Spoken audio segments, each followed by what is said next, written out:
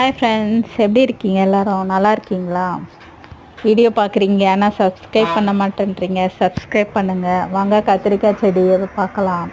பாருங்கள், இப்படி கொத்து கொத்தாக கத்திரிக்காய் காய்க்கிறதுக்கு என்ன பண்ணலான்னா, அதுக்கு உரம் கொடுக்கணும், நல்லா தண்ணி விடணும், நல்லா சூரிய வெளிச்சத்தில் இருக்கணும் செடி.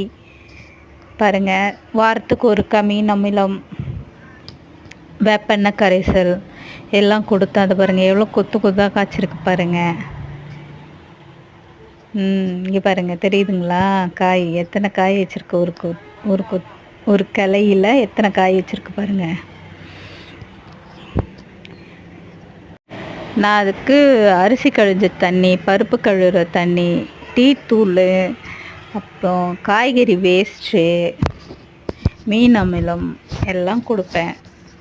அவ்வளோதான், வேறு எதுவும் தரமாட்டேன். அதுக்கு கொஞ்சம் கேர், அவ்வளோதான், போதும். கத்திரிக்காய் நிறைய காய்க்கும் பாருங்கள். கீழே 2 காய் இருந்துச்சு, அதில் ஒரு காய் எலி கடிச்சியோ ஏதோ கடிச்சு வச்சுருக்கு. என்ன கடிச்சதுன்னே தெரியல, ஆனால் கடிச்சிருக்கு. வெயிலுக்கு தான். ஆனால் செடிங்க ரொம்ப அப்படியே இதுவாகுது. காலையிலையும் சாயந்தரமும் ஸ்ப்ரே பண்ணி விட்றேன். தண்ணியை அப்படியே தெளித்து மழை வர மாதிரி தெளித்து விட்றேன். இங்கே 2 பீன்ஸ் செடியில் பீன்ஸ் இருந்துச்சு, அதையும் பறிச்சுக்கிட்டு வந்தாச்சு மாடியில். காலையிலே வெயில், செம்ம வெயிலாக இருக்குது. உங்கள் ஊரில் எப்படி இருக்குது வெயில்? இங்கே நிறைய இருக்குது வெயில். அது மாடியில் நிறைய தெரியுது. அதை அந்த பந்தல் மாதிரி போட்டு விடலாம், நம்மளே போட்டுடலாம். பந்தல் மாதிரி ஷேர்நெட் வாங்கி சும்மா அப்படியே இது பண்ணி வைக்கலாம். ஒரு பக்கமாவது நல்லாயிருக்கும் பண்ணி வைக்கலாம். அன்றைக்கி பண்ணோம், அது ரொம்ப சின்னதாக இருக்குது. இன்னும் கொஞ்சம் எக்ஸ்பெண்ட் பண்ணலாம் அப்படின்னு.